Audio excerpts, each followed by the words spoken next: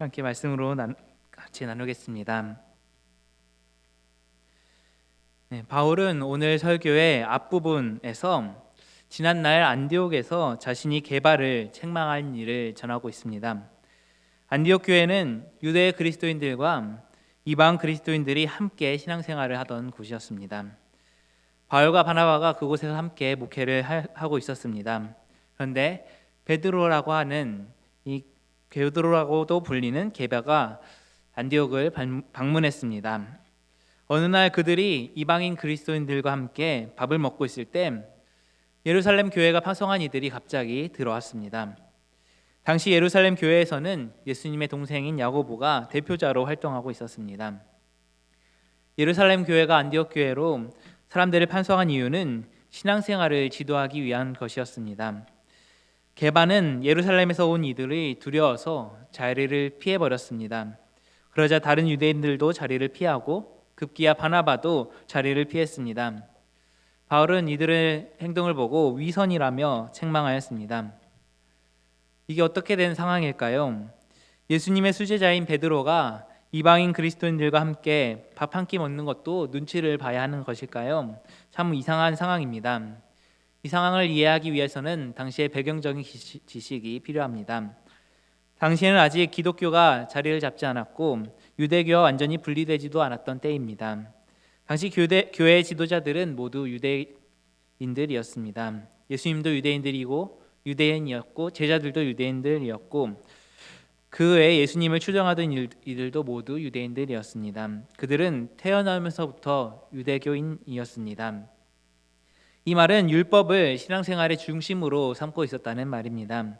그들은 예수님을 그리스도로 믿으면서도 여전히 율법 속에 살았습니다. 율법을 지키는 신앙생활이 그들에게는 자연스러운 것이고 당연한 것이었습니다. 그런 이들이 예루살렘의 교회를 구성하고 있었습니다. 문제는 이방인 그리스도인들을 보면서 그리스도인들이 나타나면서부터 시작됩니다. 이 이방인 그리스도인들은 율법과는 상관없이 살았습니다. 예루살렘의 유대 그리스도인들 중에서 소위 할례파로 불리는 이들은 이렇게 율법과 상관없이 신앙생활을 하는 이방 그리스도인들이 불편했습니다. 그래서 계속해서 이방 그리스도인들을 율법을 지키라고 했고 할례를 받으라고 압박했습니다. 그런 압박이 갈라디아 교회까지 임했습니다. 갈라디아 지역의 이방 그리스도인들은 율법을 지켜야 하는 것 아니냐 하며 흔들리기 시작했습니다. 바울은 이 소식을 듣고 안타까운 심정으로 이렇게 호소했습니다. 갈라디아서 1장 6절 말씀입니다. 그리스도의 은혜로 너희를 부르신 이를 이같이 속히 떠나 다른 복음을 따르는 것을 내가 이상하게 여기노라. 아멘. 이 다른 복음은 예루살렘 교회가 주장하는 것이었습니다. 바울은 그런 다른 복음을 전하는 사람에게 심지어 저주가 내리기까지 원한다고 말했습니다. 바울의 이런 표현을 보면 마치 완전한 적과 싸우는 것 같습니다. 기독교를 박해하는 유대교와 싸우는 것이었을까요? 아닙니다. 지금 바울이 격렬하게 비판하고 있는 이들은 바울과 똑같이 예수님을 믿는 사람들이었습니다. 더구나 똑같이 유대인들입니다. 유대인으로서 예수님을 그리스도로 믿는 사람들입니다. 그런데 바울은 오늘 본문에서 그 사실을 이렇게 시작합니다. 2장 15절 말씀에 우리는 본래 유대인이요 이방 죄인이 아니로되 라고 합니다. 이방인을 죄인이라고 표현한 것은 이방인들이 율법 밖에 있다는 뜻입니다. 유대인들은 율법과 상관없이 사는 이방인들을 죄인이라고 간주하였습니다. 이방인들은 아예 하나님의 구원과는 거리가 멀다는 뜻입니다. 유대인이라고 하더라도 의로워지려면 율법을 지켜야만 했습니다. 여기까지는 모든 유대인들에게 해당하는 생각입니다. 그러나 유대 그리스도인들은 이런 일반적인 유대인들과 다르게 생각하였습니다. 의로워지는 것은 율법을 지키는 데서 가능하지 않다는 사실을 분명하게 인식하고 있었습니다. 그것을 바울은 이렇게 말을 합니다. 16절 말씀입니다. 사람이 의롭게 되는 것은 율법의 행위로 말미암음이 아니요 오직 예수 그리스도를 믿음으로 말미암는 줄 알므로 우리도 그리스도 예수를 믿나니 이는 우리가 율법의 행위로서가 아니고 그리스도를 믿음으로써 의롭다함을 얻으려 함이라. 율법의 행위로서는 의롭다함을 얻을 육체가 없느니라. 아멘. 율법이 오기 전까지는 사람들은 죄가 무엇인지 알지 못했습니다. 비록 죄가 무엇인지도 모르고 지냈지만 모두 다 죄를 지었기 때문에 모두 죽음의 지배를 받을 수밖에 없었습니다. 죄의 삭은 죽음이기 때문입니다. 로마서 6장 23절 말씀입니다. 죄의 삭은 사망이요 라고 분명하게 기록되어 있습니다. 흔히 의료의 발전은 진단 기술의 발전이라고도 합니다. 이전에는 많은 사람들이 병으로 죽어가면서도 도대체 왜 무슨 이유로 병들어 죽는지 몰랐습니다. 율법도 마찬가지입니다. 율법이 오기 전까지는 죄가 무엇인지 모르고 지냈습니다. 그러나 분명한 것은 죄가 무엇인지도 모르고 지냈던 때에도 죽음이 사람들을 지배하고 있었다는 것입니다. 그런데 하나님께서 모세를 통하여서 율법을 주셨습니다. 모세를 통해 율법이 주어진 후에 비로소 사람들은 죄가 무엇인지 알게 되었습니다. 그리고 바로 그 죄 때문에 죽음이 오게 된다는 것도 알게 되었습니다. 이와 같이 율법을 통해서 사람들은 죄를 깨닫게 되는 것입니다. 그래서 로마서 3장 20절 말씀에 분명하게 기록되어 있습니다. 그러므로 율법의 행위로 그의 앞에 의롭다 하심을 얻을 육체가 없나니 율법으로는 죄를 깨달음이니라. 아멘. 네, 율법이란 처음부터 죄를 깨닫게 하기 위해서 주신 것이지 죄의 문제를 해결할 수 있는 치료제가 아니라는 말입니다. 그런데 많은 사람들이 모세를 통해서 받은 그 율법을 지켜서 의인이 되려고 무던히도 애를 썼습니다. 특히 유대인들은 그 율법을 가지고 다른 사람들을 정죄하고 자기들 스스로는 의롭다고 착각하고 살았습니다. 그러나 바울은 분명히 선포합니다. 16절 3번절에 사람이 의롭게 되는 것은 율법의 행위로 말미암음이 아니요 오직 예수 그리스도를 믿음으로 말미암는 줄 알므로. 아멘. 네, 그렇다면 율법이 과연 쓸모없는 것일까요? 그렇지 않습니다. 율법 그 자체가 잘못된 것은 절대 아닙니다. 사도 바울도 분명히 말합니다. 로마서 7장 12절에 이로 보건대 율법은 거룩하고 계명도 거룩하고 의로우며 선하도다. 아멘. 또한 로마서 7장 14절에 우리가 율법은 신령한 줄 알거니와 라고 말하고 있습니다.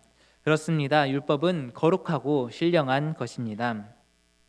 그러니 우리 종교개혁 시대에 개혁자들이 외쳤던 오직 믿음이라는 구호를 오해하지 말아야 하겠습니다. 종교개혁 당시 율법화되어 가고 있는 로마 카톨릭 교회에 대해서 예수 그리스도의 은혜의 복음을 깨우쳐 주려고 믿음으로 의롭게 된다는 사실을 강조했던 것입니다. 결코 율법을 부정하거나 폐기하려는 뜻에서 개혁자들이 믿음을 그렇게 강조했던 것이 아닙니다. 예수님도 말씀하셨습니다. 마태복음 5장 17절에 내가 율법이나 선지자를 폐하려 온 줄로 생각하지 말라. 폐하려 온 것이 아니요 완전하게 하려 함이라. 또 바울도 이렇게 말을 했습니다. 갈라디아서 오늘 본문 21절에 내가 하나님의 은혜를 폐하지 아니하노니 만일 의롭게 되는 것이 율법으로 말미암으면 그리스도께서 헛되이 죽으셨느니라. 아멘. 네. 바울은 율법이 하나님의 은혜라는 사실을 모르지 않았습니다. 그는 율법을 폐기하려는 폐기론자가 아닙니다. 초기 기독교에는 분명히 율법 폐기론자들이 있었습니다. 그들은 교회 질서도 무시하고 무조건 열광적인 종교 체험만을 강조하였습니다. 극단적인 구원 실증주의에 빠져 있는 이 현대의 구원파 같은 집단도 율법 폐기론자라고 할 수 있습니다. 바울은 그런 열광주의의 위험성 역시 잘 알고 있었습니다. 바울은 무엇보다도 교회의 질서를 가장 중요하게 생각했습니다. 그래서 갈라디아서와 로마서에서 이 칭의론을 핵심 주제로 말하면서도 윤리와 도덕을 비슷한 분량으로 말하는 데서 이를 확인할 수 있습니다. 그래서 갈라디아서를 연구한 권영경 교수님은 갈라디아서 어떻게 읽을 것인가 라는 책에서 갈라디아 교회의 위기를 이렇게 지적합니다. 한마디로 말해 갈라디아의 위기는 위선적 영성의 유혹이다. 물론 이런 갈라디아의 위기는 오늘 우리를 고통스럽게 하는 바로 그 문제이기도 하다. 나 자신의 의지와 욕망을 포기해야 하는 믿음의 삶은 꺼리면서도 여전히 믿음은 좋은 것처럼 보이고 싶은 유혹이다. 역설 같지만 나 자신을 포기하며 사랑으로 타인에게 종노릇하며 사는 것보다는 한 번의 할례가 더 매력적이다. 안식일이야 얼마든지 철저히 지킬 수 있지만 타인에게 친절과 자비를 베푸는 일은 쉽지 않다. 그런데 실제로 갈라디아 교회를 유혹하는 율법주의자들은 스스로도 율법을 잘 지키지도 않았습니다. 갈라디아서 6장 13절에 할례를 받은 그들이라도 스스로 율법은 지키지 아니하고 너희에게 할례를 받게 하는 것은 그들이 너희의 육체로 자랑하려 함이라라고 강조하고 있습니다. 바울은 이처럼 그들이 율법의 행위만을 강조하면서 율법의 본질은 돌아보지 않는 그런 위선적인 영성의 위험을 강조하기 위하여 율법의 행위를 이처럼 비판하고 이에 대한 대조로서 믿음을 강조하고 있는 것입니다. 3장 1절 2절입니다. 어리석도다 갈라디아 사람들아, 예수 그리스도께서 십자가에 못 박히신 것이 너희 눈앞에 밝히 보이거늘 누가 너희를 깨더냐? 내가 너희에게서 다만 이것을 알려 하노니 너희가 성령을 받은 것이 율법의 행위로냐 혹은 듣고 믿음으로냐? 네, 이 질문에 대한 답은 무엇일까요? 답은 당연히 듣고 믿음입니다. 예수님의 복음을 듣고 예수님을 구주로 영접하는 순간 성령님께서 우리에게 들어오셔서 우리 안에 영원히 함께 하십니다. 그 순간부터 우리의 삶은 우리 안에 행하시는 성령님의 능력을 따라 살게 되는 것입니다. 또 3장 5절입니다. 너희에게 성령을 주시고 너희 가운데서 능력을 행하시는 이의 일이 율법의 행위에서냐 혹은 듣고 믿음에서냐. 네. 우리가 이것을 반드시 기억해야 합니다. 성령님께서는 믿는 사람 안에서 능력으로 행하십니다. 지금도 우리 안에서 행하고 계시다는 사실입니다. 또한 5장 24절 25절에 그리스도 예수의 사람들은 육체와 함께 그 정욕과 탐심을 십자가에 못 박았느니라. 만일 우리가 성령으로 살면 또한 성령으로 행할지니. 아멘. 네. 성령으로 삶을 얻었으니까 성령의 인도하심을 따라 사는 것입니다. 그런 삶은 결코 율법과 반대되는 것이 아닙니다. 로마서를 보시겠습니다. 로마서 8장 3절 4절에 율법이 육신으로 말미암아 연약하여 할 수 없는 그것을 하나님은 하시나니 곧 죄로 말미암아 자기 아들을 죄 있는 육신의 모양으로 보내어 육신의 죄를 정하사 육신을 따르지 않고 그 영을 따라 행하는 우리에게 율법의 요구가 이루어지게 하려 하심이니라. 아멘. 네, 여러분, 이런 갈라디아 교회의 위기는 오늘 우리에게도 있습니다. 영적으로 자기 성찰이 부족할 경우에 예수 그리스도의 십자가는 상대화되고 그래서 축소되고 온갖 종류의 율법주의가 교회를 지배하게 됩니다. 율법은 결국 자기 의입니다. 아무리 선한 것이라 하더라도 자기 의는 십자가 신앙을 헛된 것으로 만들게 되는 것입니다. 제가 어렸을 적에 우리 교단보다 조금 더 보수적인 교단에 다녔습니다. 거기에서는 주의를 아주 거룩하게 지키라고 가르칩니다. 근데 저에게 가장 큰 위기는 교회 옆에 있는 슈퍼였습니다. 주일에는 아무것도 사 먹지 말고 자기를 위해서 즐거움을 추구하려 하지 말라는 가르침을 갖고 있었기 때문에 제가 가진 돈은 모두 다 헌금으로 드리고 슈퍼에서 맛있는 것이 보이더라도 참아야만 했습니다. 그런데 좀 자라면서 안식일이 무엇인가 배우게 되었습니다. 안식일이 토요일이라는 것입니다. 거기서 저는 더 고민이 되었습니다. 주일에도 참았는데 토요일도 참아야 되는 것인가 하는 것이었습니다. 그런데 이런 율법주의적인 고민이 청년들에게는 진로의 문제에 나타나게 됩니다. 주일을 성수해야 한다는 것에서 때로는 자신의 추구하던 그 진로를 포기해야 하는 경우도 발생하는 것입니다. 그런데 과연 주일에 일하는 직업들이 모두 다 나쁜 것일까요? 우리의 안전을 지켜주는 경찰관이나 소방관들 모두 다 주일에도 일하는 분들입니다. 우리가 이런 일들을 포기해야만 하는 것일까요? 이런 율법주의는 우리에게 많은 고민과 많은 잘못된 믿음을 심어주게 됩니다. 주님께서는 말씀하셨습니다. 마태복음 7장 21절에 나더러 주여 주여 하는 자마다 다 천국에 들어갈 것이 아니요 다만 하늘에 계신 내 아버지 뜻대로 행하는 자라야 천국에 들어가리라. 아멘. 네, 우리의 구원은 믿음을 통해서 얻습니다. 그런데 천국에 들어가기 위한 알곡이 되기 위하여 반드시 필요한 것이 있습니다. 바로 믿음으로 구원받은 알곡답게 사는 것입니다. 그것은 주님을 하늘 아버지의 뜻대로 행하는 삶이라고 분명히 가르쳐 주시고 계십니다. 그런데 그것이 쉽지 않지요. 때문에 오늘 우리도 사도 바울처럼 기도하고 또 고백할 수 있어야 합니다. 내가 그리스도와 함께 십자가에 못 박혔나니 그런즉 이제는 내가 사는 것이 아니요 오직 내 안에 그리스도께서 사시는 것이라. 아멘. 네, 바로 예수님의 십자가로 바울은 세상과의 인연을 끊었다는 말씀입니다. 세상이 어떻게 되든 나만 구원받으면 된다는 뜻이 아닙니다. 지금 바울은 율법주의와 투쟁하는 중입니다. 세상에서 얻으려는 모든 업적을 단절하려는 것입니다. 그리스도의 십자가가 바로 구원의 길이라는 사실을 믿을 수 있다면 당연히 율법을 통한 구원과는 단절할 수밖에 없습니다. 이처럼 예수 그리스도의 십자가의 사건 안으로 깊이 들어가는 것이 바로 성령의 경험입니다. 이 사건에서 우리는 참된 자유를 얻게 되는 것입니다. 성령으로 인하여서 내 안에 예수님을 모시고 성령으로 새 삶을 얻은 사람은 성령님께서 인도하여 주시는 대로 산다는 것이 갈라디아에 내려진 복음의 메시지입니다. 십자가로 인해 주어지는 그 자유는 성령의 선물입니다. 이런 성령의 자유를 맛본 사람은 결코 낙심하는 법 없이 꾸준히 선을 행합니다. 그리고 성령님의 인도하심을 따라 우리의 삶은 완성될 것이며 영원한 하나님 나라에서 영원하신 하나님 그리고 흰 옷 입은 하나님의 백성들과 함께 영원토록 그분을 찬양하고 경배하며 살게 될 것입니다.